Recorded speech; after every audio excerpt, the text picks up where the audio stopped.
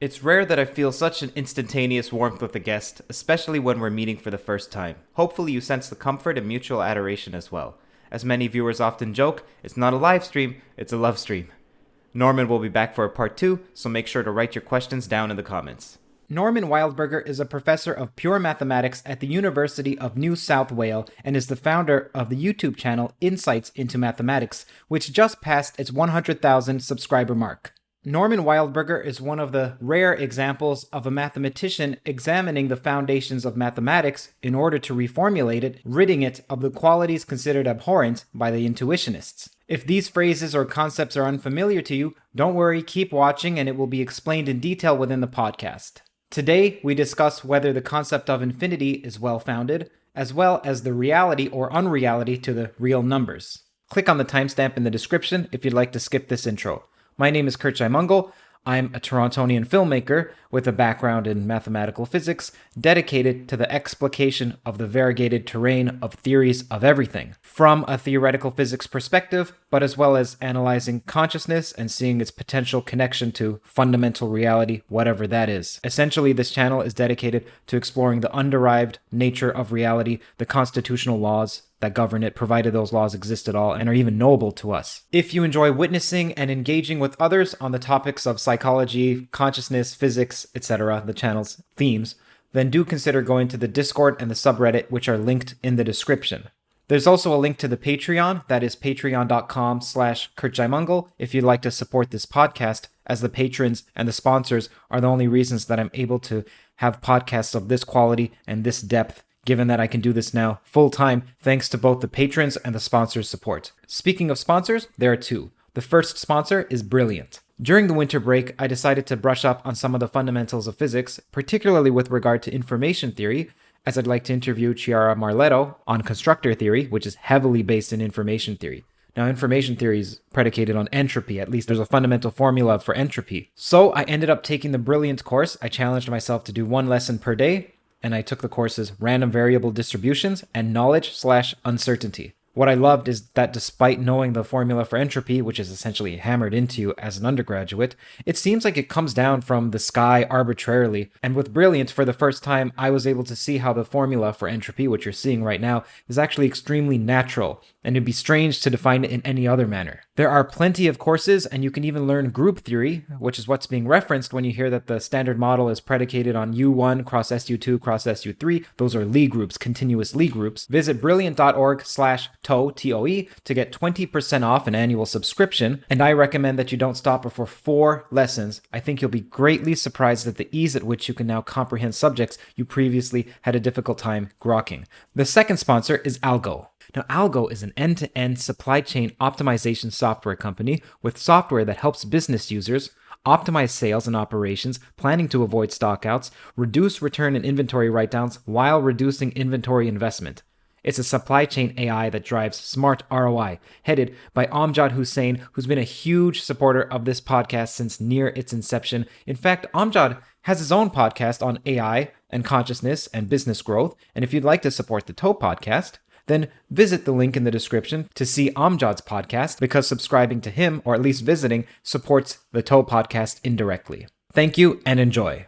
First, man, it's an honor to speak with you. I've been watching some of your videos for about 2 years. Well, thanks so much. I think what you're doing is so fabulous. You've got so many interesting guests and so on. So, in fact, I'm honored to join the pantheon of impressive people that you've been talking to. So it's really great. The pantheon is elevated by your true monotheism, by you being the one true one. Well, you're very, yes, thank you. I've made quite a few notes, and they're somewhat scrambled, so if this interview is haphazard, I will edit it to make it consistent, and your answers will, of course, be eloquent. I'm fairly certain of that. So please forgive my ADHD, my scrambled notes, and so on. Well, likewise, I'm likely to stumble or repeat myself or or say the wrong thing and then have to correct myself, because as you get older and get more senile, these things happen. So that's one of the nice things about the YouTube format is it's a little bit less pressure than actually having to write something formal, that's going to be analyzed, line by line. I think there's a bit of slack involved, and people can appreciate that. So yes, I'm happy. Just as a side note, man, I saw some earlier pictures of you. You were buff at one point. You look like you put on quite a significant amount of muscle. Yeah, I don't know. I go swimming, and I work out a little bit sometimes. I go bicycling. I try to. Now that I'm retired, I have to use some time to be more active. How about you? Do you get some exercise? Or I try to exercise every day. Oh, that's great. It's mainly because I'm a glut, and I like to eat and gorge myself voraciously, and so I have to offset those calories. Kurt, has anybody interviewed you? A couple times. I'm not terribly comfortable with it because I don't have much of a well-defined worldview. I'm much more comfortable asking questions. And so when someone asks me a question, most of the time my answer is, I don't know, I'm thinking about that. And my answer changes with the seasons, my answer changes. Yeah. Well, that's not necessarily a weakness. That can be a good point of view. In fact, it's somehow representative of a general scientific orientation, a certain willingness to adapt to the facts or to the compelling arguments. But yeah, just anyway, maybe at some future point, I wouldn't mind asking you some questions and about your not today or anything, but at some future. Sure. About what specifically? Well, about your your trajectory. I think it's pretty interesting. You've been a filmmaker and with a mathematics and physics background, and now you're engaged in this very broad sort of campaign dealing with really big issues that involves huge amounts of research into a wide variety of different positions. So that's rather a unique kind of, let's say, niche that you've got, and I think probably people would be interested in what's it like, to do what you do, and how do you do it. It's torturous. That's what it's like. Well, I absolutely love it. Much like yourself, I'm sure you're like, my gosh, I am lucky. Holy moly, I get to do what I love to do. And sure, there are tedious aspects like maybe formatting a LaTeX document or the submission process or responding to certain administrative details. I have that with regard to editing. I hate editing. But everything else I like to do. I think what we could explore is, first and foremost, the unreality of infinity.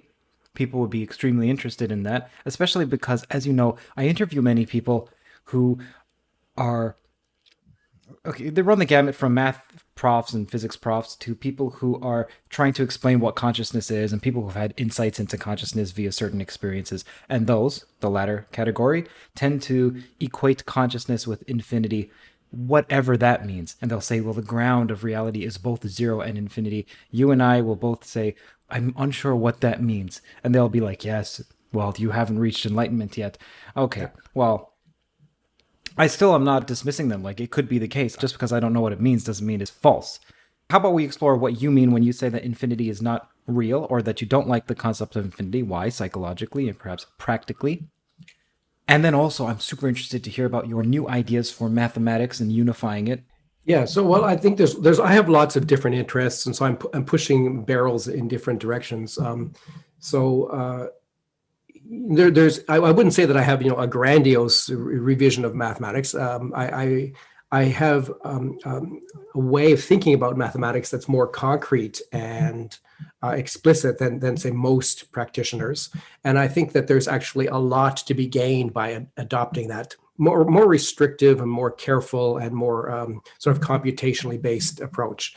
And I can see how to push mathematics forward in various directions with that kind of orientation. So we could explore that. I mean, I have my algebraic calculus project. I have a project on rational trigonometry and hyperbolic geometry that's sort of built up from that point of view. And recently I've been talking about solving polynomial equations on one of my channels and sort of outlining a broad new approach to that problem.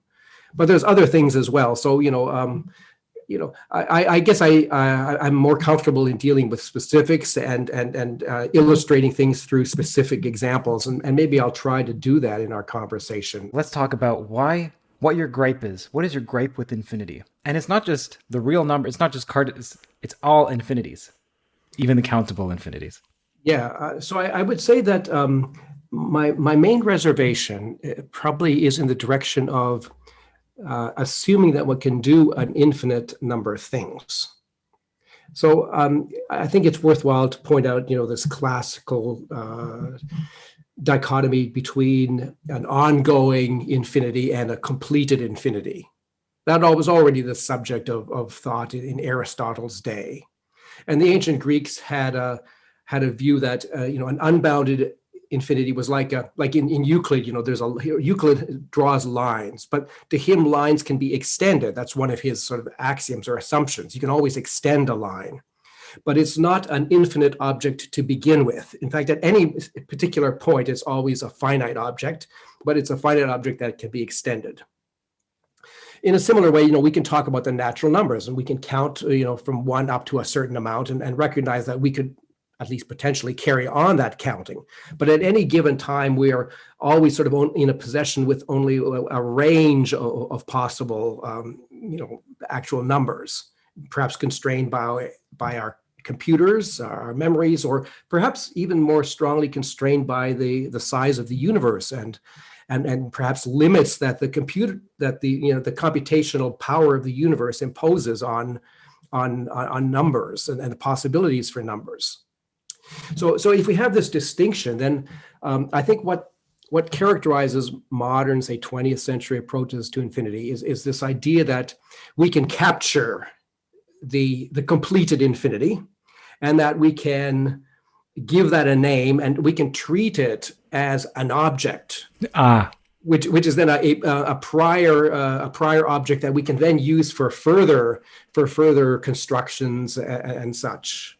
This long-standing respect for the ongoing aspect of infinity, the fact that it goes beyond our view, and at some point we're no longer able to deal with it, that has been lost, and we've replaced that with a kind of an arrogance, in my view, that we can do something which in fact we can't do. So at the heart of my objection, I guess, is this implicit belief that people have that they can do something that they actually demonstrably cannot do. And whether it be working with infinite decimals, working with Dedekind cuts, working with Cauchy sequences of rationals, or whatever framework for the real numbers it'd be, or whether it's involving infinite sets, which are the basis of manifolds, or perhaps varieties, or topological vector spaces, right? In all these cases, we're kind of assuming that we have this collection of objects that we actually have. It's right in front of us, and that we can then use it to manipulate it in other ways. So I think what we need to do is adopt a more modest and sober position, and recognize what it is that we can and we can't do. We should try to restrict ourselves, in my view, to things that we can do. And a good litmus test for that is, can we get our computer to encode, to embody these notions that we're trying to work with? So it's not a philosophical discussion, particularly where I create pleasant arguments and you create pleasant arguments. It's rather, can the computer support the objects that you're talking about, or that you're wanting to talk about? I've heard you say before in a few different interviews that it's not real unless you can write it down. Now, I think you're amending that, and what you mean is it's not real unless you can program a computer to do it, because we can write down real analysis with infinities. So I'm assuming when you say write it down, you have a specific meaning of write it down. Well, actually, I don't know if we really can. I mean, what we can do is, and what we often do is, we write down symbols for things. And we identify in our mind, like we write down this R, this double barred R and say, okay, there's the real numbers. But of course, that's not really the real numbers. That's just a symbol for it. And in fact, we have symbols for a whole variety of things, including constants, including function values and such, which actually we have a hard time actually really writing down in any meaningful way. And in a completely parallel way, we have a hard time encoding on our computers. Are you of the mind that underlying reality is something like an algorithmic process that at its core, nature is computational, much like I'm sure you've heard Wolfram talk about? Yeah, no, I don't have that opinion. I'm not saying that's not a good opinion, and it very well may end up being True. very close to what's happening. So I think we have to certainly embrace that as a possibility, you know. But I feel as if we're not close enough to the bottom yet to really have a good sense of what's going on. You know, we still have to get these submersibles down further and deeper and in a more thorough way before we can really start making, I think, confident assessments about what's really going on. But I do believe that the algorithmic or computational approach to mathematics is a solid one from a logical point of view. That it gives us a surety that transcends arguments just with phrases and words and English language. It's a kind of a litmus test for whether we're on the right track or not. When a physics student first encounters infinity as an object, well, let's forget about the real numbers. It is usually from an investigation into Spinors, and then Penrose has the Riemann sphere and says, well, okay, the top point of the Riemann sphere, let's call that infinity. And then we give it some algebraic properties that we imagine infinity may have. So if you plus infinity with another constant, it would equal infinity. So I assume you have an objection to that, or maybe you have an objection far before because it's the sphere, which is a continuous entity. So you're like, no, well, I object even far before that level. Well, you know, I don't object to, you know, the Riemann sphere utilizes stereographic projection to, you know, you think of the equatorial plane as being sort of a copy of the complex numbers, and you can then stereograph project from the north pole, so you can sort of wrap the plane or the complex numbers onto the sphere, with the exception of this north pole, and then as you go far out on the complex number plane, then you're approaching this north pole. So it makes sense to say, okay, well, we have a new point here, we should give it a name. Why don't we call it something? So we could call it Aleph or Zeta or infinity. So I have no problem at all with someone saying, well, let's use this particular symbol, the lemniscate symbol, and call it infinity. So that's not an example of assuming that you can do an infinite number of things, which is ultimately my serious objection, that you're believing that you can do something which you actually can't. In the case of the sphere, you can do the stereographic projection. It's all algebraic. You can make it all algebraic. And so it's completely well-defined, and I have no problems with that. So in classical geometry, for example, in projective geometry uses points at infinity, so-called, you know, in a very important and integral way. And in the 17th and 18th centuries, these points at infinity had something of a mystical aspect. And people didn't really know, you know, what does it mean to have a point at infinity? Like, it's like the horizon, it's infinitely far away, etc. But in the 19th century, people realized that you could rethink this in terms of affine geometry in one dimension up.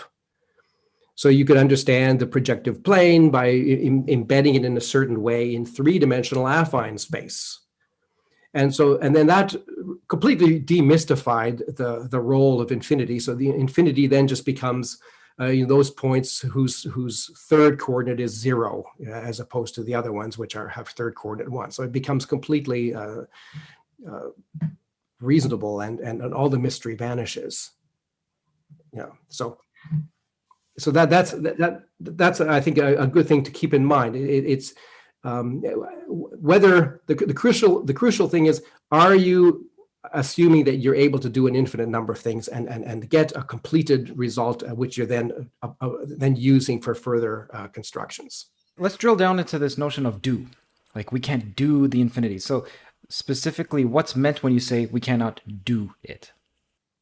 Well, I think maybe it would be good at this point if I could sort of demonstrate something in a little bit of a hands-on way, because I Sure. sort of like to be explicit, and maybe that would be a benefit to your viewers and listeners. Can you see this? Yes. I've spelled your name correctly, I hope. Aha. Good. Okay, so this is a little program. It's called Scientific Workplace. It's quite convenient. It's what I use to write papers with, but it's also has some mathematical computational power, so that I'm quite familiar with, so I can use it to illustrate things. Great. So let me just start by just showing you a few things. First of all, just to impress you with the power of this Sure.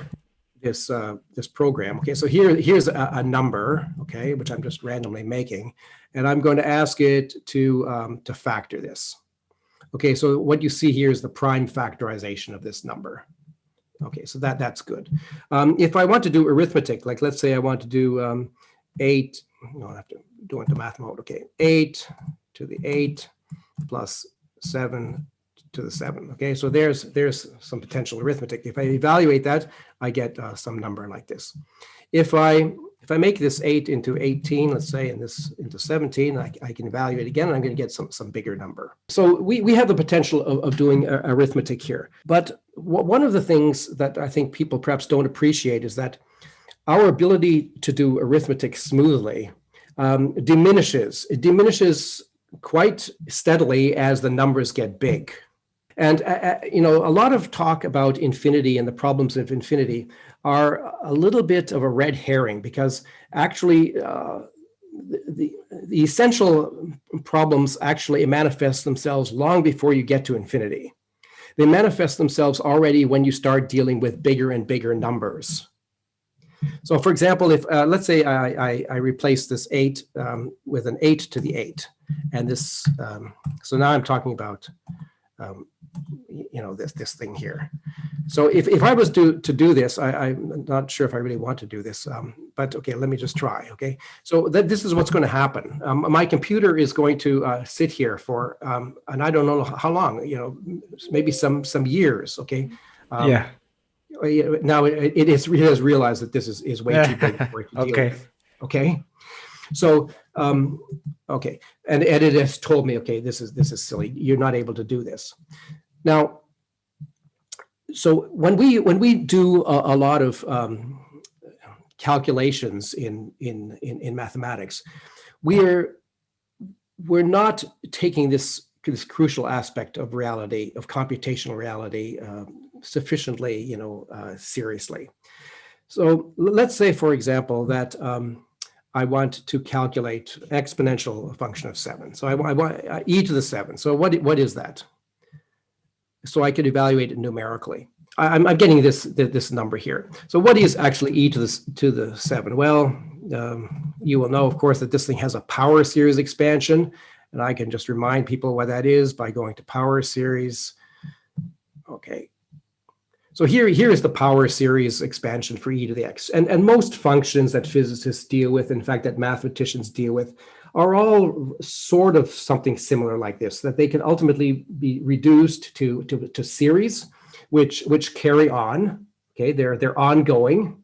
And the arithmetic with such things is very parallel to arithmetic with polynomials. Polynomials are just sort of the finite versions of this, where you truncate and do the arithmetic, and then you get a finite polynomial.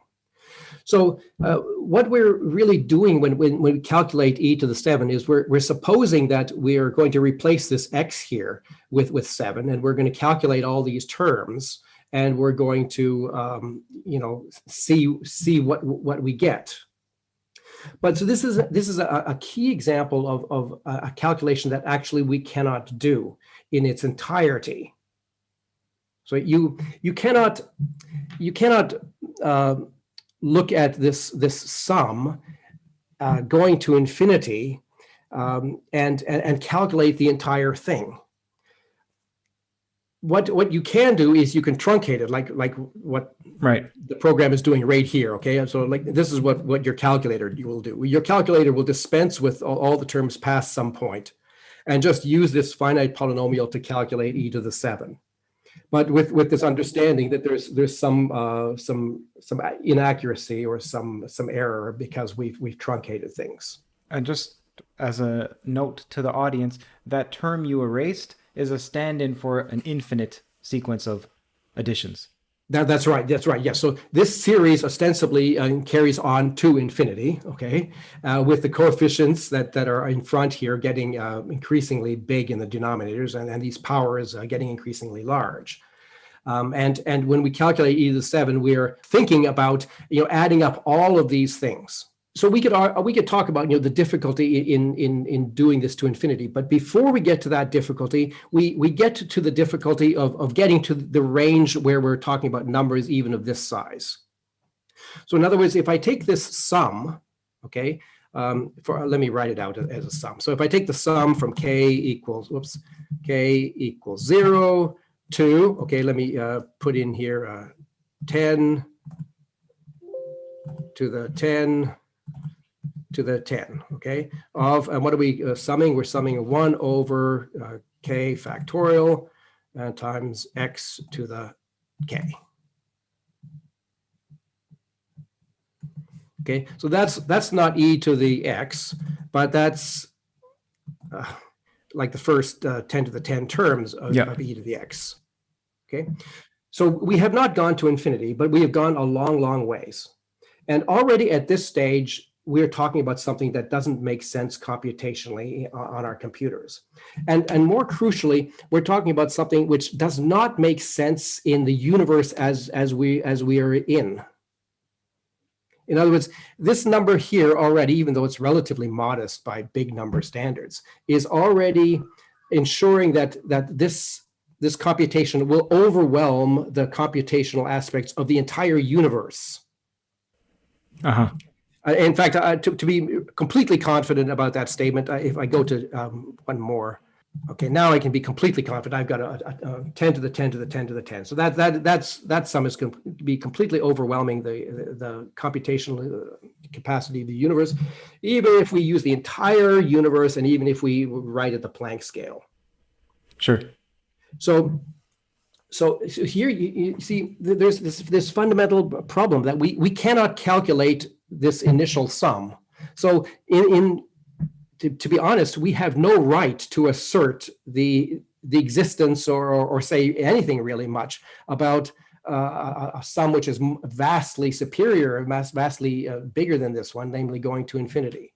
So this is very disconcerting to modern analysts. They don't want to think this way because this means that the exactness that they currently ascribe to something like the exponential function or the cosine or the sine or the tan or the arctan or one of hundreds of other such similar things, that exactness is illusory, and that it's more a game that we're playing that's not really computationally valid. So we would like the exponential function to be a function in the sense that it inputs a real number and outputs a real number.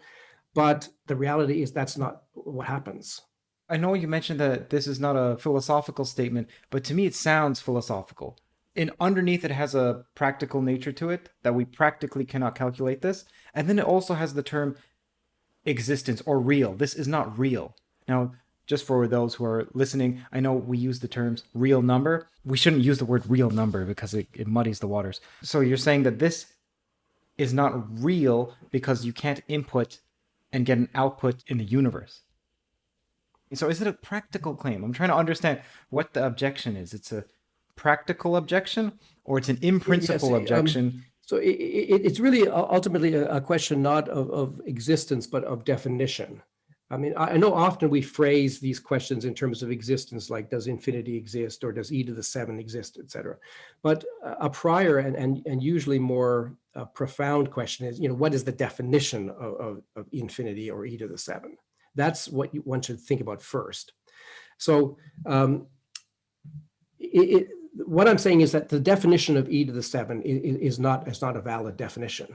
Let me see if I'm understanding you correctly. So you're saying it's not valid because inside e to the any number is an infinite amount of steps. We cannot do an infinite amount of steps. Therefore, the definition, it fails at the definitional level. That's right. That's right. We cannot get to the end of the rainbow. So for us to say let G be the pot of gold at the end of the rainbow is not a proper definition. Now, what if someone says, like a child says, or a first year student, which at least I was a child when I was like childlike and naive like, what if they say, okay, forget about whether or not e to the 10 to the 10 to the 10 exists, and think of it as, well, if we treat this as if it exists, then it allows us some simplicity in other calculations. So, for example, I have a circle here, this diffuser right here, and I have a circle. If I treat it mathematically like an actual circle, it simplifies calculations for me. Whether or not it is a circle or whether or not a circle exists, that's another question. So what if I use it almost like an architect uses design? So I use this, I know the final building won't look like this, but hey, for my purposes, it's fine. So what are your objections to that? First of all, your choice of the circle is a very good one, because the circle actually is at the heart of a lot of these difficult issues. Even historically, going back to the origins of trigonometry with the astronomers, the Greek astronomers and Hindu astronomers and so on. The need for essentially trig tables that related angles to x and y coordinates essentially. I mean, the people who created these tables realized that you could not create exact values, that this was necessarily an approximate story. And that approximate aspect has pervaded almost, not all, but almost all trigonometric tables since ancient times. And so there's a distinction, I think a really important distinction here, between things which are intrinsically approximate and things which are intrinsically exact. And I suppose one way of thinking about my objection is that I want to make very clear the distinction in our minds between being on the exact side of the fence and being on the approximate side of the fence. Okay, and I think, yes, that does complicate things in the sense that whenever you add distinctions into a theory, it will typically complicate the theory, but it also makes it more accurate and representative of reality. In mathematics, most applied mathematicians, first of all, mathematics has been largely applied mathematics for most of its history. I think perhaps we should say that. A lot of the great mathematicians, were essentially applied mathematicians. They were interested in concrete problems and solving real life problems, and they recognized that a lot of the techniques that they had were sort of operating in this approximate space. Where like sine and cosine, you don't know exactly what the sine or cosine of some particular angle is, but you know it to 3 or 4 decimal places because you have tables, and that's good enough to solve whatever problem that you're working on. This is, I think, a really important distinction, and you could characterize pure mathematicians' desire for real numbers. Okay, and we said we were going to maybe stick to infinity, but to be honest, Okay. it's really the real number question which is really at the heart of this discussion. Okay, the real critical issue is what's the correct arithmetic of the continuum, because that's the basis for modern geometry. That's the basis for analysis. See, historically, the role of infinity has been a supporting role. The infinity arose with Cantor and promoted by Dedekind as a supportive structure to frame a theory of real numbers. So this is sort of how the story goes, and this is essentially why it's so important for analysts to play along with modern set theory, because they see that as a buttress for the theory of real numbers. But the problem with real number arithmetic, which I point out in a lot of places, is that this lack of being able to actually perform calculations is right in your face if you really work with the computer.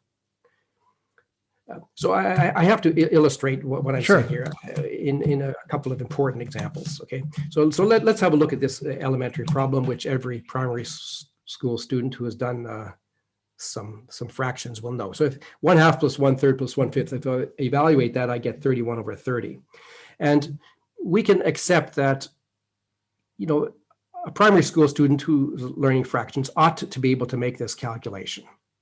Now, suppose that I want to demonstrate, real number arithmetic, which involves things like x plus 7 or cosine of 5 or the square root of 11 or something like that.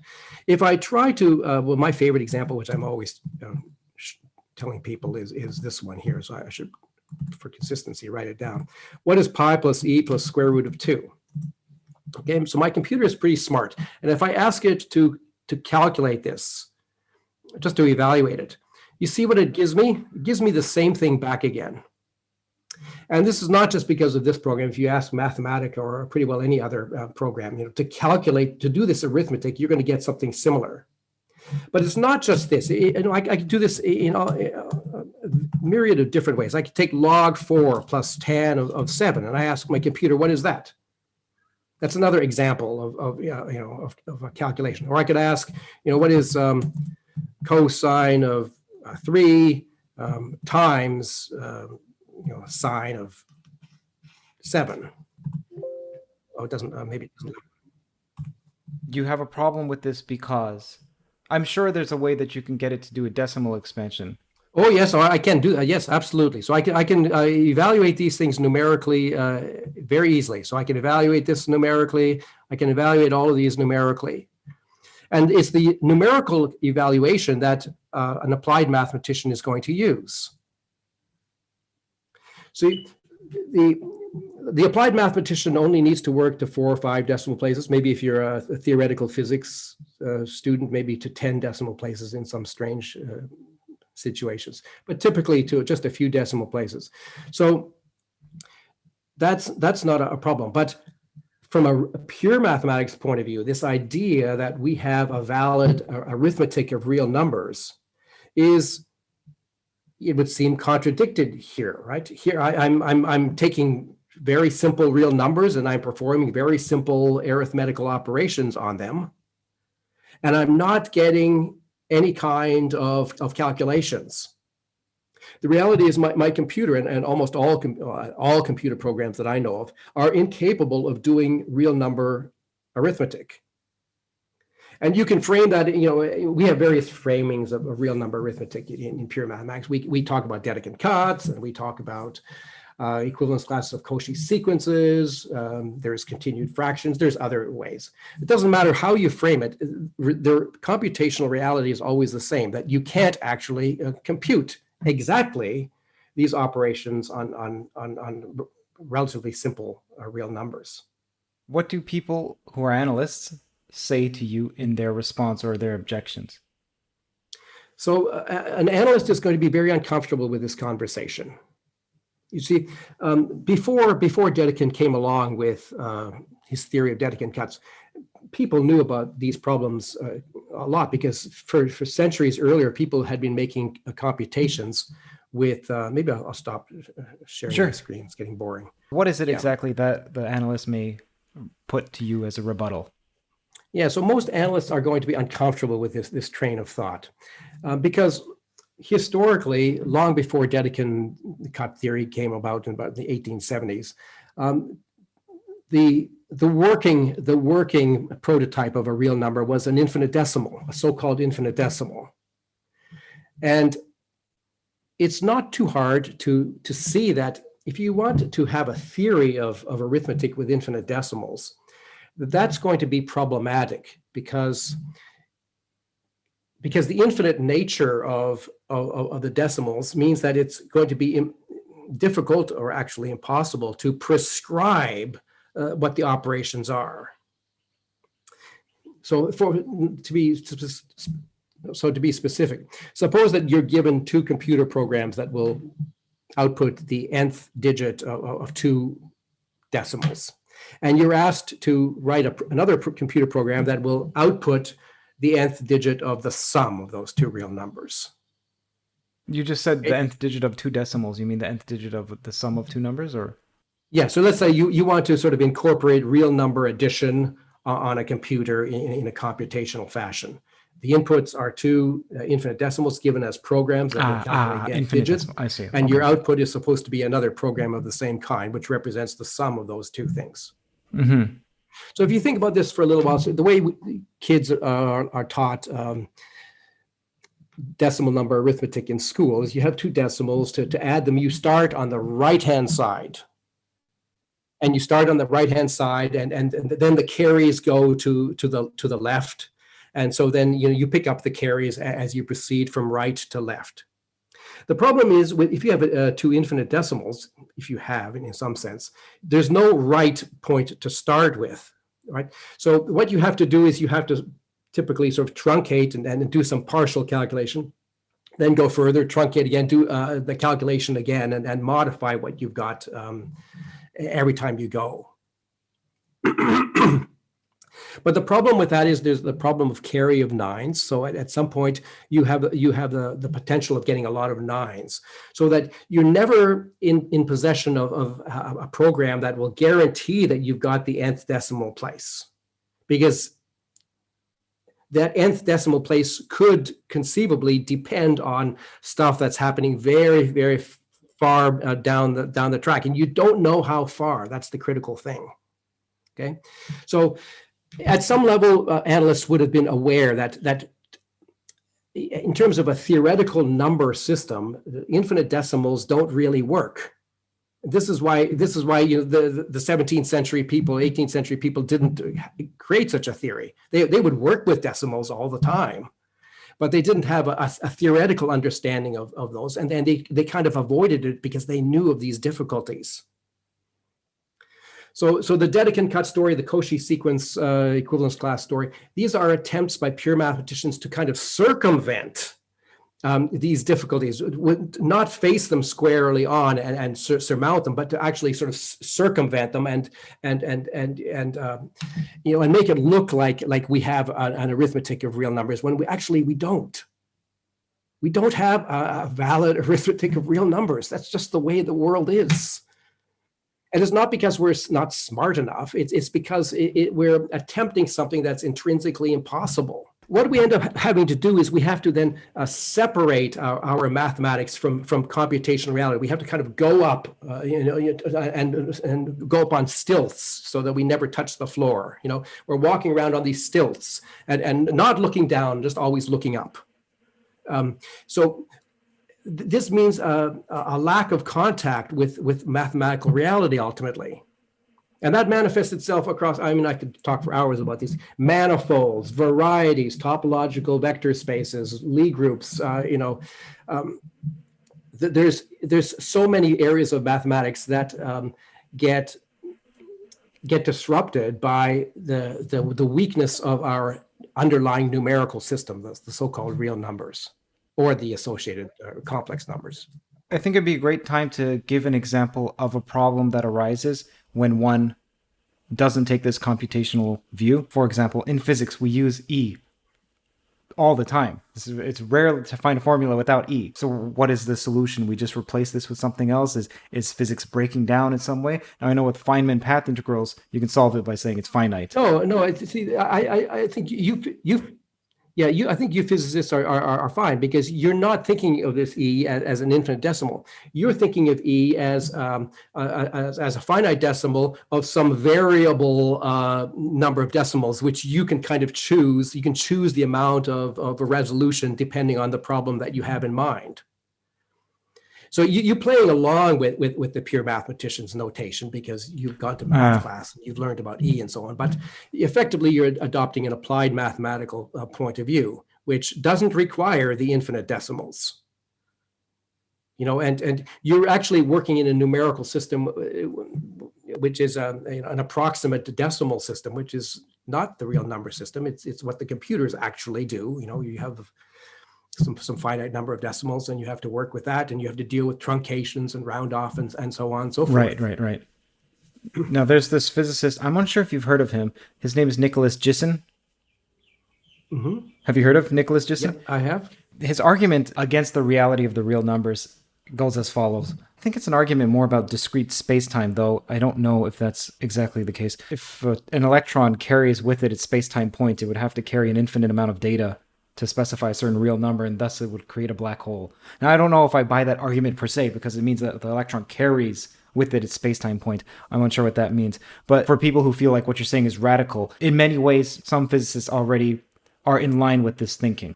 I think you're absolutely right. And in 20th century physics has squarely acknowledged the fact that our underlying space-time is not infinitely divisible.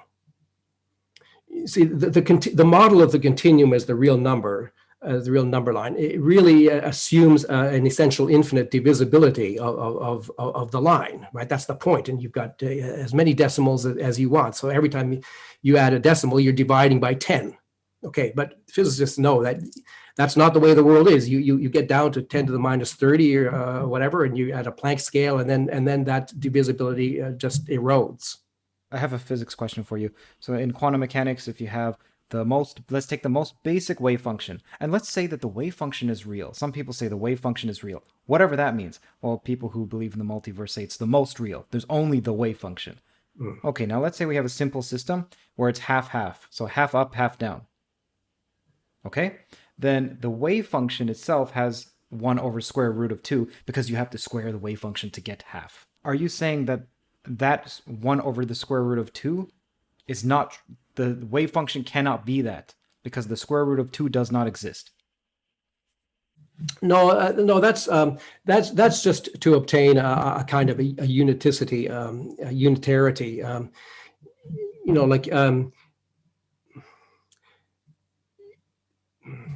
How should I say? You can easily have equal extent in this direction, equal extent in this direction. Like you can have the point 1, 1. Okay, so the point 1, 1 in the plane. Okay, its distance from the origin is square root of 2. But in rational trigonometry, which is my preferred way of thinking about metrical geometry, it's not the distance that matters. It's the quadrants. It's the square of the distance. It's the sum of the squares. So if you adopt a rational trigonometry point of view, those kind of objections having to do with distance more or less disappear. So this is like preferring Einstein's interval to the square root of the interval, to not insisting that we take square roots of our metrical quantities, just to stick with the metrical quantities themselves, the natural quadratic ones. Let's say you're speaking to a quantum physicist who constantly has to take the square root in a sense because the square is what the wave function's probability is, the probability distribution is the square. So you're saying that is the fundamental quantity, not the wave function itself? Sorry, that is the real quantity. The probability distribution is the real quantity. Forget it. No, I wouldn't say that. I would have to be better versed in physics and have an opinion on the nature of quantum mechanics to be able to say that. I think it's very interesting, but I don't have a strong opinion as to the true role of the wave function and how it should be interpreted. Okay, so let's talk about. Not precisely about rational geometry. I believe that's what it's called. Rational geometry. Rational trigonometry is what I call it. Yeah. So let's talk about rational trigonometry. Not it itself, but actually what led you to that. So you have this knack. It's a strange knack. I'm saying strange in a positive sense. To look at what is so elementary, what's been looked at 1,000 times, to the point now it becomes overlooked, and say, well, what is really going on here? That's a phrase that you've used. What is really going on here? In fact, you say that that's a great phrase to keep as a mantra as a PhD student to understand your PhD. What is really going on here? Now, see, for me, if I was to look at something as quote unquote simple as the circle, I would get so bored and I would move on. However, you don't have that. You're wondering what the heck is going on here. So please describe to me psychologically, where does that come from? And then what insights have you gleaned from investigating what ordinarily is seen as overtrodden ground without any new territory to explore? Okay, so let me answer that in a sort of a retrospective way. I mean, the actual way that I stumbled upon rational trigonometry was somehow a sequence of accidents, and maybe that's not so interesting. But in retrospect, I could say that one can be motivated by the desire for generalization and generality and sort of universal applicability. So after Descartes' Cartesian revolution in geometry, we've adopted this very Cartesian point of view where numbers and everything, it depends on a prior number system.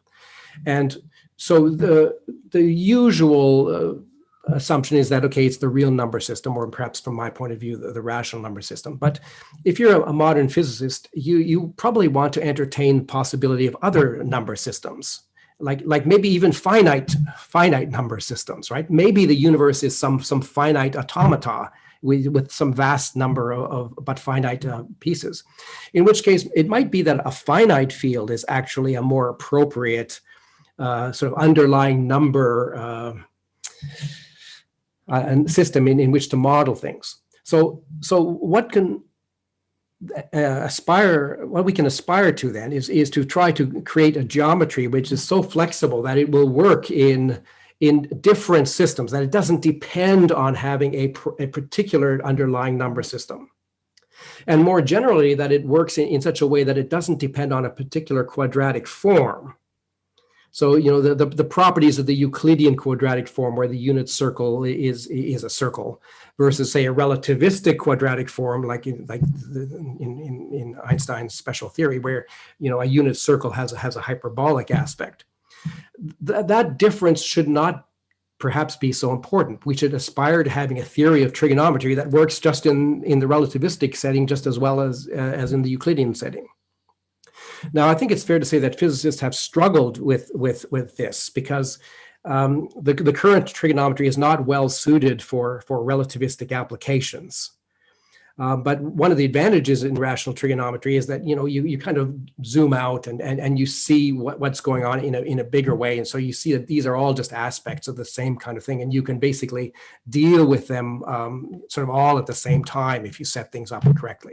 So you can work over a general field, and you can work with a general quadratic form, and you can do that right from the beginning if you set things up this way, and then you cover all these things at one blow. So it's just hugely more powerful, even though particular aspects of something or other that we might be used to in the Euclidean world might not appear because they're not general enough.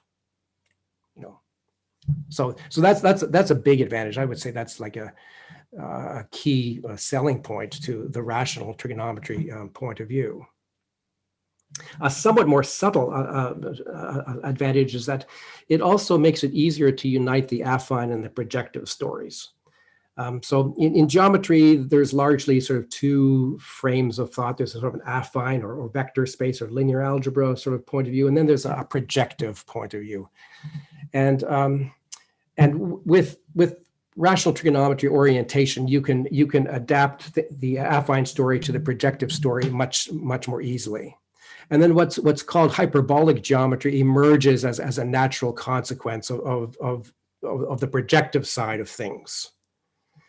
And that turns out actually to be quite closely connected with the Einstein-Minkowski kind of geometry. So that's good also.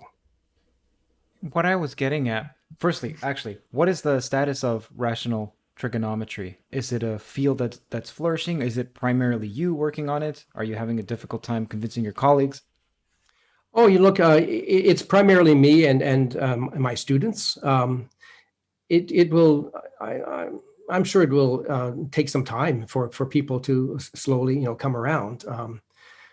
Partly also because I have other projects that I'm involved with. I'm involved with this algebraic calculus and these various other things. So I'm not sort of solely concentrating on promoting rational trigonometry and going around giving talks about how great it is. I've got other things to do. So yeah, I mean, eventually people will realize that it's very powerful, but it will take some time. For the people who are watching, the series on Norman Wildberger's Rational Trigonometry, the links are all in the descriptions. The links to virtually every one of whatever we've referenced are in the description. And you can watch that and you can be a champion of it and contribute to the field. It's a new field. It's a burgeoning one.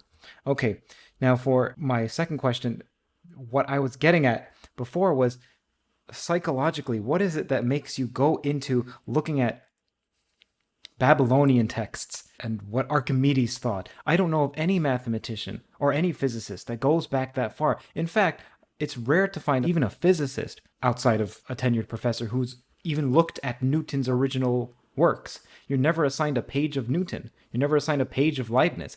So what is it that, as physicists and mathematicians, we just assume, okay, well, it's all been filtered and we're taught the best of it, so we don't need to go back to the sources. What's making you go back to the sources? Well, first of all, I'd say I'm not alone at all in this. I think maybe as a mathematician, mathematicians are aware of a very broad history. Mathematics has been around for a long time. Astronomy in its early days was really sort of part of mathematics. The terms were almost synonymous. So we think of ourselves as having a 3,000 year history. And if you include the Babylonians, it's more like 4,000 years. And so there's actually quite a lot of mathematicians who are quite interested in aspects of the history of mathematics. So I don't think I'm unique at all in that regard. But with respect to Babylonian mathematics, I'm especially interested in that. Well, first of all, because my initial interest was with Plimpton 322 and the realization that with Daniel Mansfield that this was really essentially a trigonometric table, but sort of along the lines, something similar or akin to rational trigonometry in 1800 BC. But another really good reason to think about the Babylonians is because they had this absolutely remarkable numerical system. I've been talking a lot about numerical systems, right? So we actually have a lot of numerical systems floating around currently. We have integers, we have rational numbers, we have approximate decimal numbers, we have real numbers, etc. And for a computer programmer, and then there's also binary, kind of system. These different types of number systems are all probably best kept apart and separate, and then you have to build bridges between them. So it's really interesting to find out that the Babylonians 4,000 years ago had this other number system, this base 60 or sexagesimal system, which was in many ways more powerful than our systems. This is a sort of a mind-blowing fact. That even today, if you had to start from scratch and said, okay, we're going to do maths from scratch, let's decide which number system we're going to use. Should we use base 10? Should we use base 2? There would be a good argument to be made to use the Babylonian base 60. There would be a very good argument to be made. I'm not saying that would necessarily prevail, but it would be a very interesting discussion to have. And so it's completely fascinating to me that these people, so long ago, living under what we would consider very primitive conditions, had such an evolved mathematical numerical system. It's completely remarkable to me. So I think that's so intrinsically interesting. Besides the many other things that they did, I mean, that's just one aspect of their remarkable culture. Can you give an example of the sexagesimal system being better than the base 10? Some non-trivial Yes, there's a really good example to keep in mind. When you're learning fractions in school, and actually the relationship between fractions and decimals, you learn that most fractions have repeating decimals. That is, they're not finite decimals. But some fractions have finite decimals, like 1/4, that's 0.25, or 1/8. And in fact, the fractions with finite decimals are the ones with denominators whose factors are all 2s and 5s. Oh, I didn't know that. Yeah, so if you have a denominator and it's a product of some power of 2 and some power of 5, then that's going to be what we might say a regular number in our system. It's going to have a finite decimal. Now, the Babylonians basically did like a decimal arithmetic. They didn't deal with fractions. They dealt with decimals. But they were finite decimals. They had no infinite decimals. But in base 60, since 60 has factors 2, 3, and 5, there's crucially the factor 3 that gets added to the list for regular numbers in base 60. So if you're a Babylonian, any number that is made out of just 2s, 3s, and 5s, if that's in the denominator of your fraction, then you're going to be able to convert it to a finite decimal. That means something like 6 1 over 6, 1 over 12, 1 over 18, 1 over 24. The number of numbers which are regular in your system is hugely more. And so you get a much more tractable arithmetic. So if you have to restrict yourself to finite decimals, that's very restrictive for us because we can't capture a lot of fractions that way. The Babylonians could capture a lot of fractions that way. So their sexagesimal sort of decimal arithmetic was demonstrably more powerful than ours for exactly that reason. And this they had tables for everything. So they had actually tables of the reciprocals of, like, 1 over 6. What's that as a sexagesimal decimal? So they had lists of all their regular numbers, and these are things that all the scribes would have memorized. So this is a very concrete example of a powerful advantage to the base 60 system. Is there a non-arithmetic example? Like, let's say we go all the way to complex. Is complex analysis affected by this? Is complex analysis affected by this? That's a good question.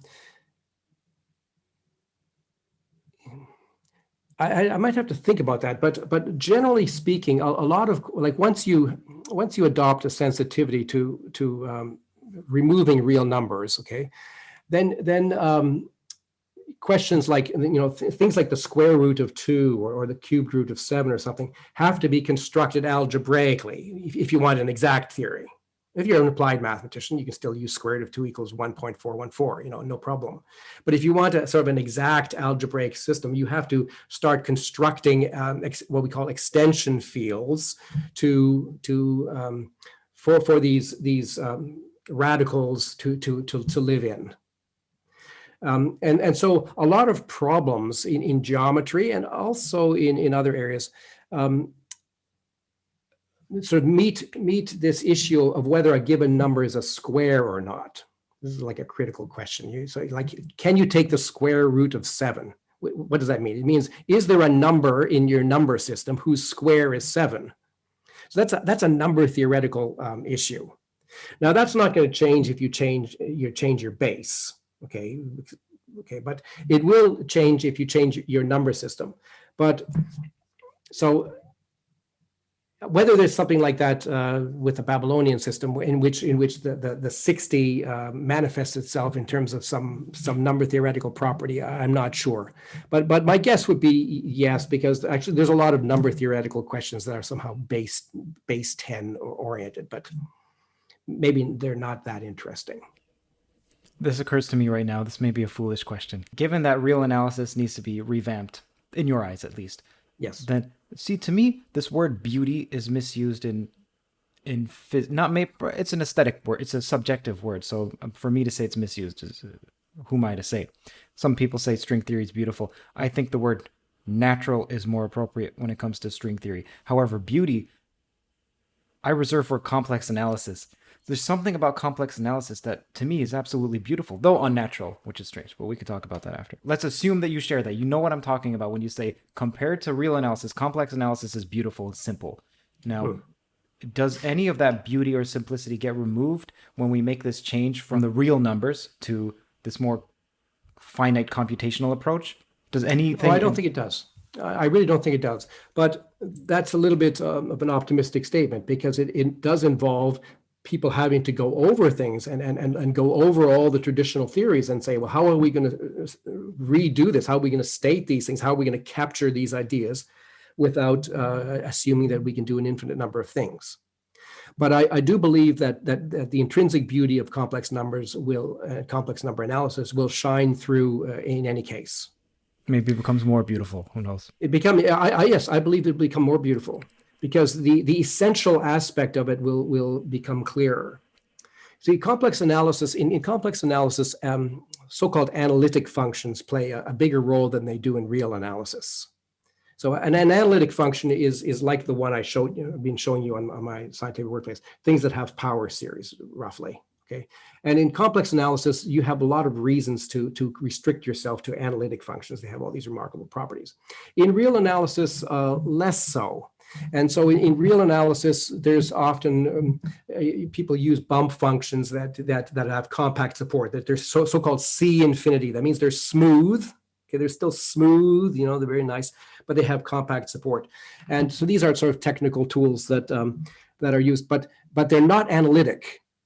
And so it means that we're kind of going beyond that pleasant polynomial aspect that was so attractive to Newton and to Euler and to Lagrange.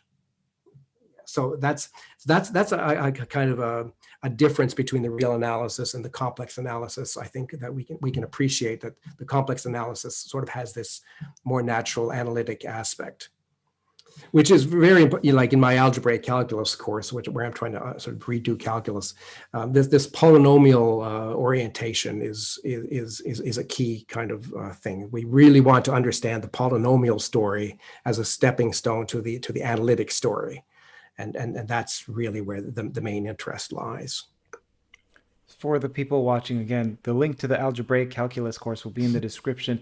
And Norman, sorry to call you Norman, I mean Professor No, please Wildberger, call me Norman. Call me Norman, yeah. Norman has an ability to make these abstruse topics extremely simple. It's not an easy task. So I believe I was looking at your algebraic topology course. Was it? Do you have a course on algebraic one where one of the first lessons were on cycles and so on? And I was just thinking, man, that's remarkably simple. And maybe I don't know if you see that, but I'm sure you get the feedback that this is made clear. It's lucid. Oh, well, thank you, Kurt. Yeah, well, I think perhaps I can ascribe that to my relative simple-minded nature and my propensity to forget things. So in order for something to stick in my mind, I have to figure out kind of a simple way of thinking about it. Well, there's benefits in not being too smart, actually, I think. That you have to kind of organize things so that you know where things are. You can't remember where things are, so you organize them so that they're in the right place.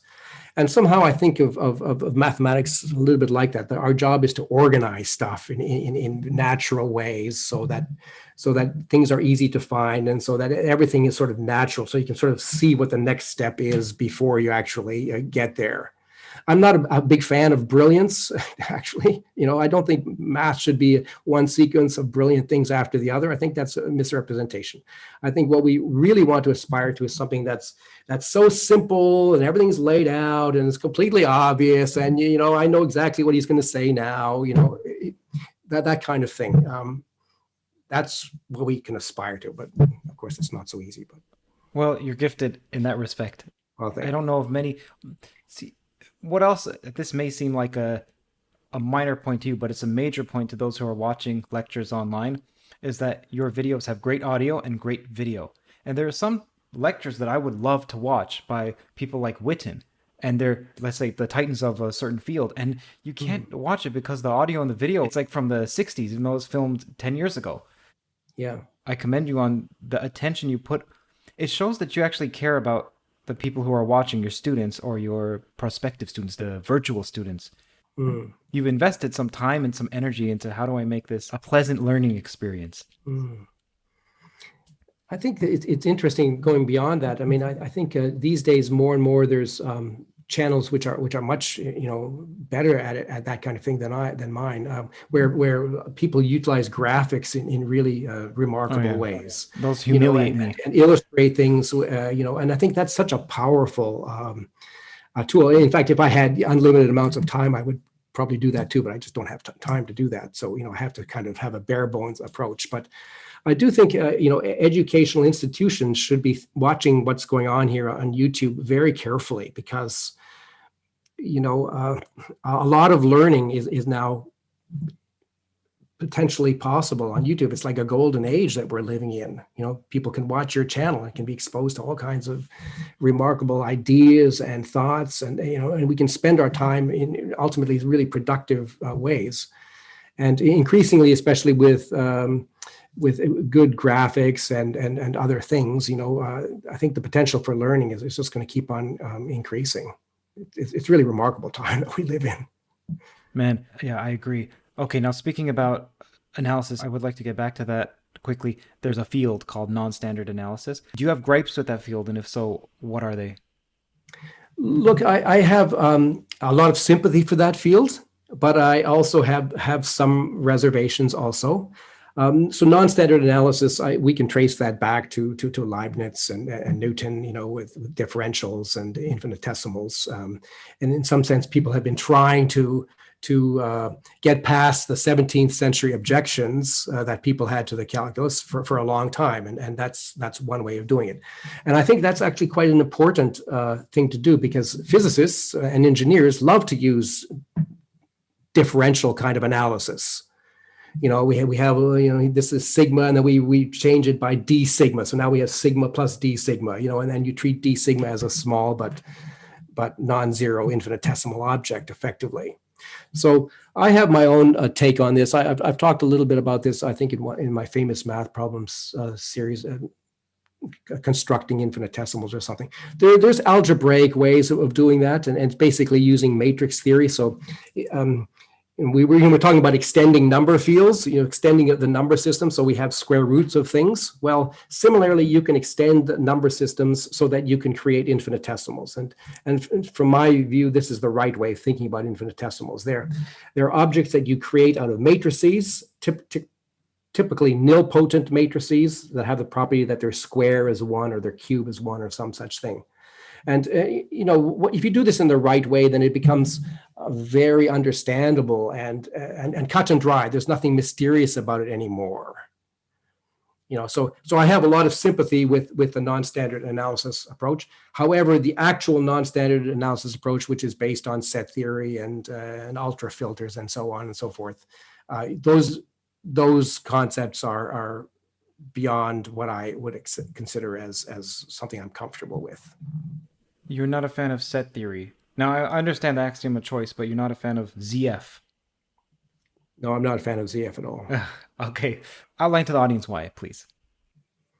Well, like my view is that I know there's a 20th century view that mathematics is based on axioms. So this is something I talk about a lot, but I don't think mathematics should be based on axioms. What is an axiom? An axiom is an assumption. Okay, you're making some basic assumption about what you're studying, and in my view, that's not necessary. You don't need to make any assumptions. In fact, you shouldn't make any assumptions. Just the way a scientist should not, go out in the field and have a ready-made bunch of assumptions. One should be assumption-free, and one should observe carefully, and one should be very clear about definitions.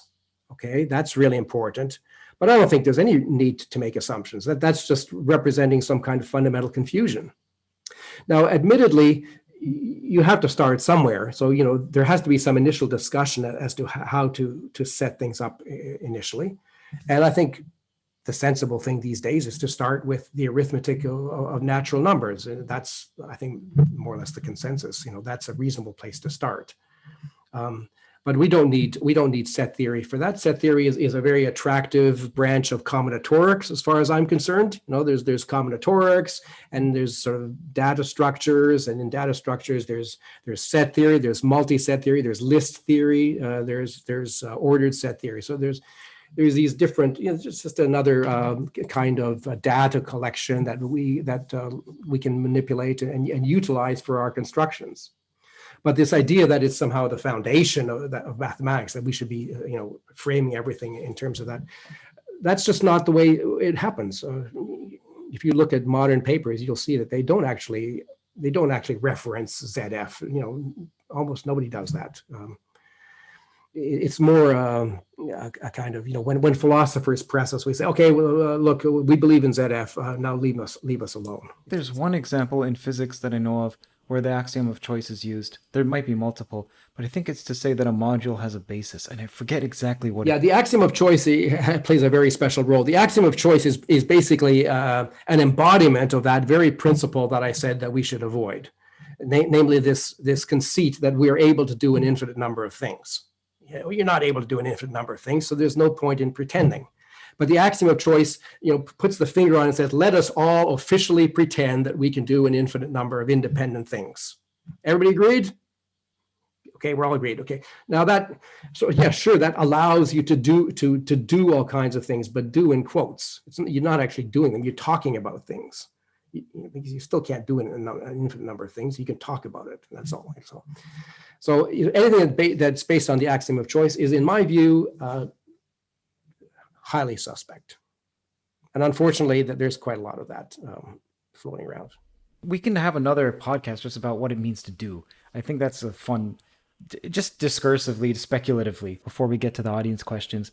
What do you make of Penrose's argument against the computational nature of reality? He's a huge fan of the real numbers and continuity. And I believe, I emailed Ed Witten prior to this, and I said, what do you think of ultrafinitism and Norman Wildberger's views? And I sent him a video.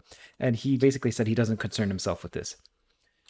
Okay, so people like Penrose concern himself and decide in favor of real numbers. People like Ed Witten say, I'm not even concerned about it. So why do you think it is that some of the greatest physicists in particular, these are only physicists that I'm outlining, though Ed borders on the mathematician side, why do you think they don't pay attention to the issues that you're raising?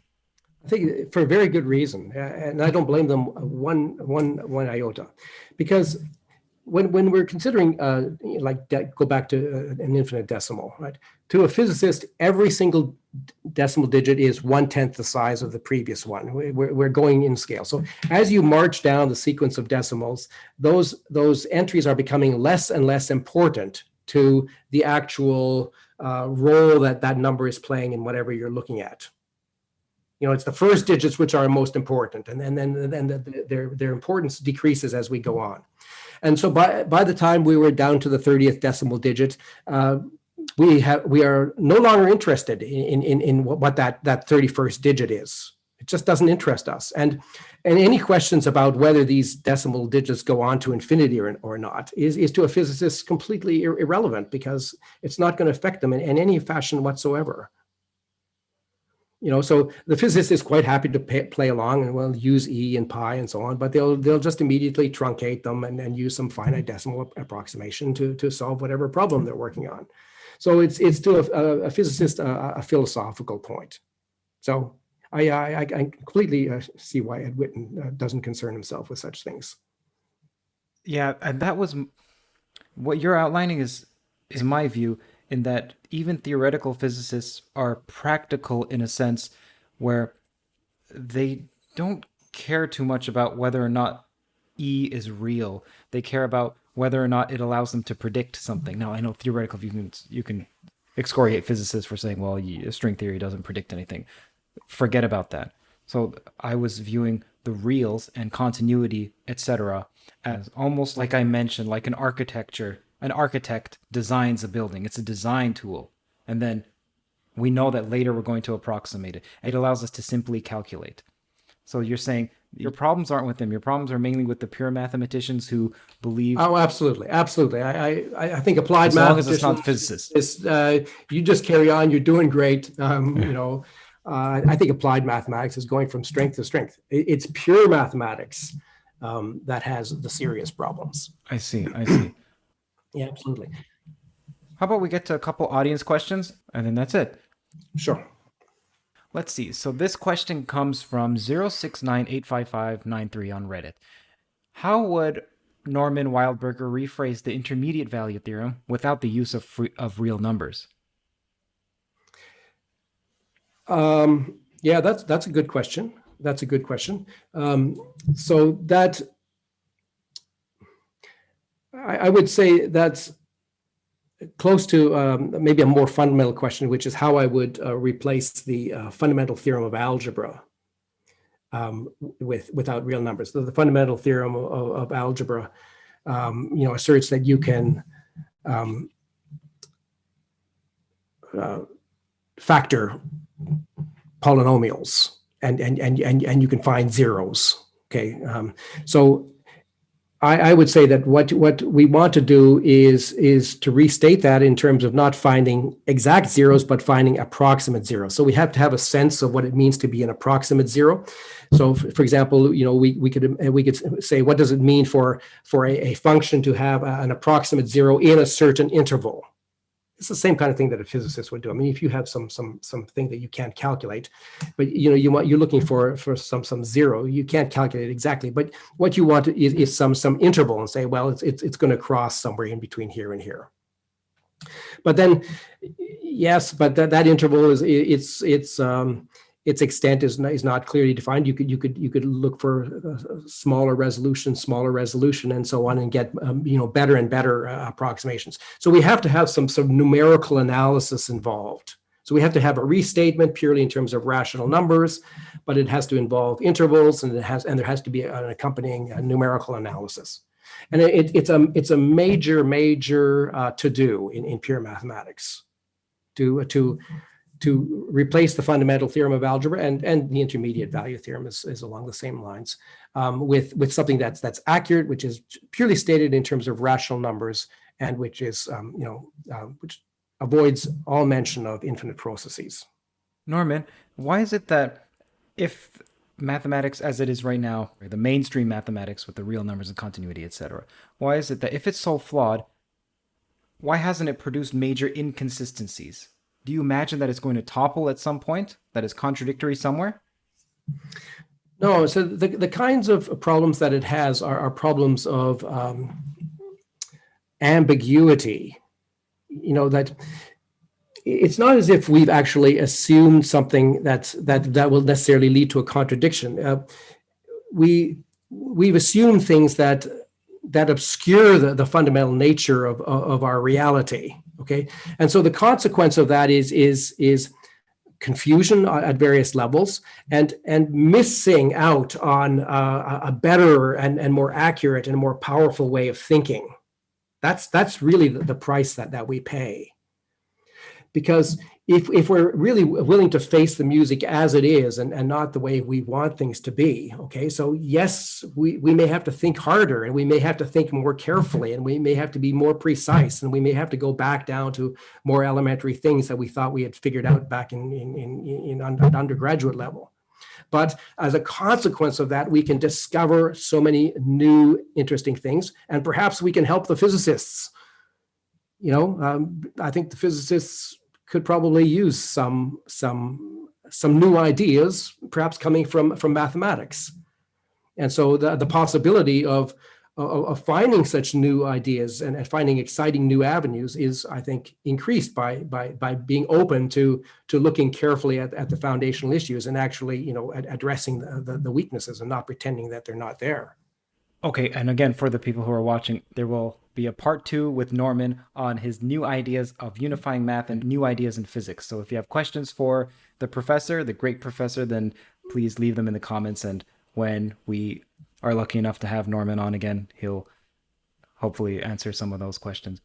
Okay, now in your answer, Norman, you use the word fundamental reality, and is that we're confused about, or not we as in me and you, but we as in the general public or general mathematicians, etc., that we are confused about what fundamental reality is. But then earlier we were talking, you mentioned, well, I don't care too much about existence. This is not an existence claim. But then fundamental reality and the word is, to me, sounds like existence claims, which then, to me, it's interesting because sometimes I hear this from people.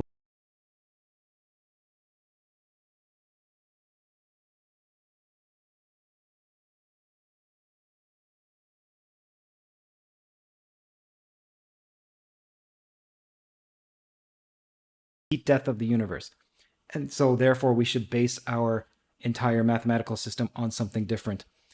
And then that's interesting to me because, and I'm just saying this here for the first time, so please allow me to fumble around. Reductionistically, this is how we ordinarily think of the universe is, okay, if I'm to act, it's because of my psychology, which is because of my neurobiology, it's because of my biology, it's because of the chemistry, which is because of the physics, which is because of the math, not because of, but uses the math. Then if we're saying, well, our mathematics needs to be practical, so let's look at the world and then determine what our mathematics should be, then it's almost like we're basing our mathematics in physics, but the physics is based in mathematics. Is that circular in some way?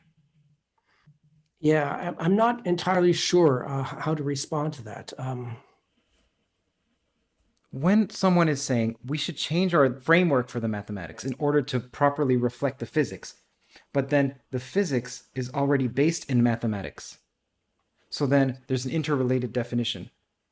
And I don't know how to make sense of that. So I'm just throwing that concept out there and Yes, seeing yeah, I would say I'm not sure if physics is based on math. I would, the way I would think of it is that physics is based on observations.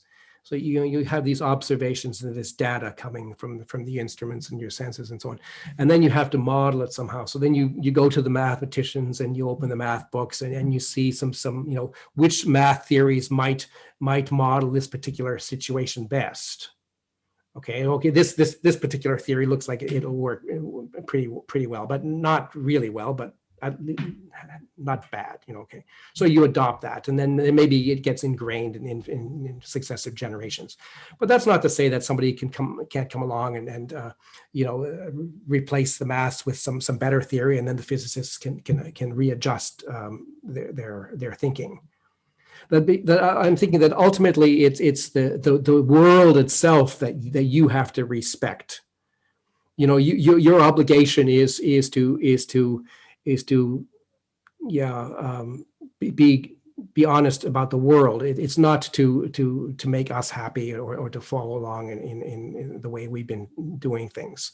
You can use our tools when they're appropriate and modify them when they're not, perhaps.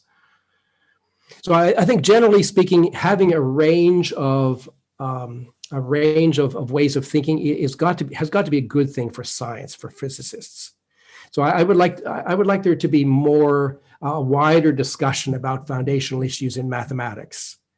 I think the computer scientists ought to have a lot more say in the foundational issues, like people like Stephen Wolfram, right? I think he has a very deep feeling for foundations of mathematics, because Mathematica is all about foundations of mathematics at some level. So I think having a wide range of possibilities can only be good for you, and having a little bit of debate and trying to find the right theories. The fact that it might be that there are just some theories which are much righter than others, and it's probably a good guess that it's those theories that are most likely to be useful to you. some people like Max Tegmark, they do believe in the mathematical universe, that what underlies this is mathematics. So are you saying, I'm not so sure, Max? No, yeah. So I do think there's a mathematical universe. Okay, I'm a little bit of a, I won't say Platonist, but my colleague James Franklin has an Aristotelian point of view. That mathematics actually can be found here in the world, and I share that orientation. So I'm happy to believe that there's some mathematical aspect to reality. That reality has a physical aspect, and it also has a mathematical aspect. What us mathematicians do is we take this very human-centered point of view, and we try to study that mathematical aspect and try to express it in our language, in our words, in our vocabularies. Okay, but there may be very many possible points of view of doing that. So we may be studying the same mathematics, but there's the potential for a lot of different points of view on that mathematical reality. There's not just necessarily one point of view, although for some application there might be a most useful or a better point of view. So I'm an advocate of having a wider and sort of more open discussion as to the nature of especially the foundations of mathematics, and I think that's going to be beneficial to physics for sure. Okay, we'll just ask 2 quick audience questions and then we'll wrap it up. So this question comes from Sam Thompson. Question for Norman. Despite the difficulties with interpreting real numbers as classes of predeterminate infinite sequences, as highlighted by the intuitionists, do you see problems with having infinite index sets? For example, do you take issue with quantifying over the natural numbers in referring to the steps of a non-terminating computation, or using diagonalization arguments? So diagonalization arguments is maybe something separate. Again, I would try to frame that in terms of, are we assuming at some point that we're able to do an infinite number of things? Like I may have some set of objects that I'm interested in, maybe some graphs, and maybe I can see that they're could be indexed by a natural number n. So I have some graph G, and I call this graph G sub n. So here's G sub 1, here's G sub 2, here's G sub 3, etc. So, but is it the case that I'm using an infinite set as an index? No, that's a big jump. Okay, I'm using natural numbers. I'm saying that if you give me a natural number, you write down a natural number, please do. Okay, you write down a natural number. Okay, now I can find one of my graphs over here that corresponds to that natural number. Here's the graph that corresponds to your natural number. I don't have to make any claims as to whether the natural numbers go on to infinity or not in order to make that statement. So this is a very common confusion that people make, is that they think because I want to talk about arbitrary integers, that I want to talk about every integer as if they're all in some big basket somewhere, and I'm just picking one out of this basket. Rather, what it is that there's a road, and I can walk down this road, and I can pick up an integer that's there, and then I can walk back. And if I want a bigger integer, well, then I have to go down the road again. I have to go further, and I grab this bigger one and come back with it. But that's all there is. There's always this road. There's no end of the road. There's no big ballpark in which everything here is happening. This reminds me of someone, I forget his first name, Lucas is his last name, and he was the precursor to Penrose's Gödel argument, saying that because of Gödel's incompleteness theorem, it means the mind is not like a machine, as far as we understand what a machine is. And he used the phrase that a machine can emulate any aspect of a human, but it cannot emulate every aspect of a human. And so when you said, well, we can use any natural number, but we can't use every natural number, it reminded me of that. Yeah. To the child who is listening to this, they may say, well, Norman, if you're saying infinity doesn't exist, then you're saying that only finite exists. So that implies that there's a maximum number. What is that maximum number? Why can't I plus one? Yeah, I know people say that a lot. They want to turn the argument into a finitist argument. So first of all, I'm not a finitist. I wouldn't say that I'm a finitist. I do not believe that there is necessarily a biggest natural number. What I'm more likely to think is that as you carry on into the realm of bigger and bigger natural numbers, you will slow down and will eventually overwhelm you. And at what point you have to stop by the side of the road and come back is dependent on your patience and your machine, et cetera. But you're not in a position to reach the end. So I'm not a finitist. But it's more like a classical Greek thinker. I recognize that there's this road ahead and it has an unbounded aspect, and I'm agnostic as to what's down that road beyond my view. So maybe I should say, like I have in my Math Foundation series, I have a string of videos on big numbers where I look at seriously big numbers, like something like Knuth's arrow notation, such like this, and so you can generate these incredibly big expressions that are just mind-bogglingly big. But the existence or the validity of such numbers is highly in question, because you can't reach those numbers by an inductive step-by-step process. You have to reach them by towers of exponentials, et cetera. So you're leapfrogging the fundamental inductive process, which sort of underlies most arguments implicitly. So it's a question even whether 10 to the 10 to the 10 to the 10 to the 10 to the 10, whether that's actually a valid number or not. And a computer scientist would fully understand that, because most computer programs are not going to be able to deal with that thing, just like my program was not able to deal with it. So now the last question. This one comes from DivergentCauchy. That's the username. It's a great username. I'll give you. Yeah, you can choose between. So firstly, some cranks, quote unquote, people use your videos to prove math is BS. So what are your views on that? You can choose to answer that. Or would you call yourself an idealist or a Platonist? So as to the first question, yeah, look, if you put a lot of stuff up on YouTube and you have sort of non-standard orientation, you have to be prepared for people saying all kinds of things about you. And I think that's okay. And I'm willing to wear that. It doesn't bother me overly. As to the second question, idealist or Platonist, I'm not sure if I'm happy to be in either of those categories. I think categories are often maybe not as helpful as people might imagine, and it's best to just try to be honest and clear and careful, but those aren't categories. Those are sort of attributes that one strives for. Professor, thank you so much for being so generous with your time. It went by quickly. I don't even know how much time went by, but it was much more than an hour. Yeah, well, Kurt, thanks for all those great questions. It's been really fun chatting with you, and I look forward to doing it again. Thank you. Yeah, Kurt, I really enjoyed it. The time has gone flown by. Usually after an hour, I would sort of fade, but I feel as if it's been so much fun. Same with me. Same with me. Usually, like, I know it sounds like no, because I do 4 or 5 hours, but after an hour, I can feel when the hour has passed, but I didn't feel. Do you have any notes for me? Anything you'd like me to take out, or? No, just use your own judgment. I'm sure whatever you put together will be great. Okay. And thanks again for doing all of this stuff. You're really a champion, and I hope that you'll continue to expand your base and and really make it happen. It's really good. Thank you.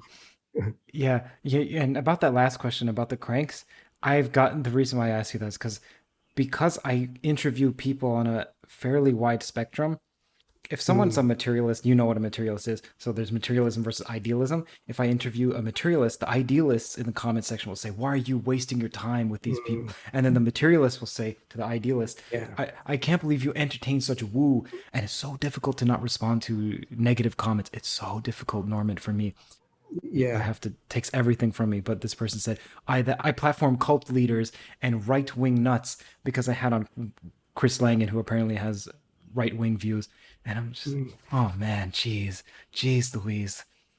I don't know what to say. One of the things I've learned is that you have to sort of develop a thick skin in this sort of environment. Like you're putting your thoughts and your efforts out there on YouTube, and people can respond, anonymously, and they can get away with saying all kinds of things, and everybody has not everybody, a lot of people have their agendas that they're trying to push, and they see comments as a way of trying to move things in one direction or another, so okay, but I guess we just have to wear that as part of the environment. It's taken me. I've been putting out YouTube videos for 15 years, so I've had plenty of opportunity of batting away negative comments and so on. And eventually you get used to them. Probably initially it bothered me too, but after a while you get more. You just ignore it now. You just ignore them. Yeah. So generally I because I get lots of comments, I try to answer the questions that are sort of worth, answer the good questions, or the good, or the good. I think the vast majority of people can appreciate what we're doing, and they may not agree with everything, with just fine. We don't need to have unanimity of thought as much as we do, I think.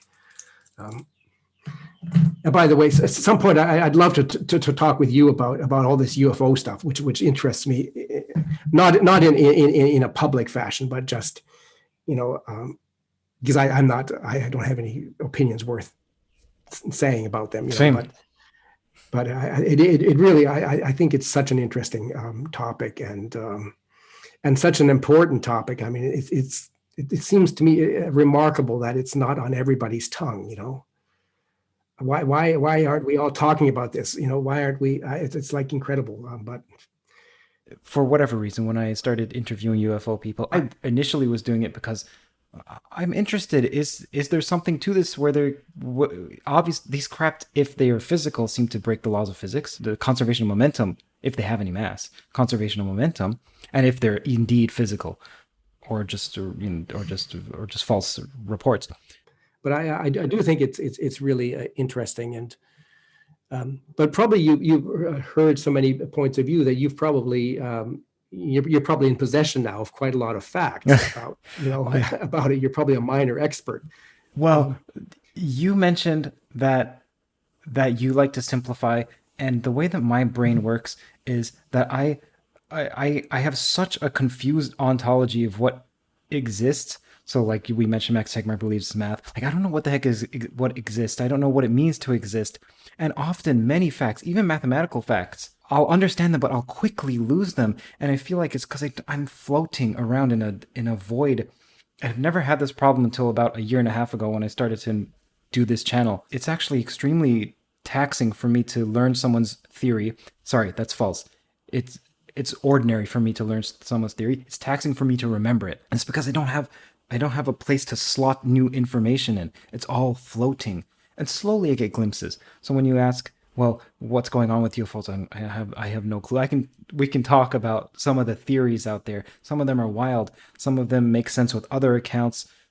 But hopefully I'll be able to say something useful. I don't think so, but we'll see. Okay, Professor, I should get... Good. That was so much fun. Yeah. So let's do it again sometime. But whenever for sure. we get around to it. The podcast is now finished. If you'd like to support conversations like this, then do consider going to patreon.com/CurtJaimungal. That is Kurt Jaimungal. It's support from the patrons and from the sponsors that allow me to do this full time. Every dollar helps tremendously. Thank you.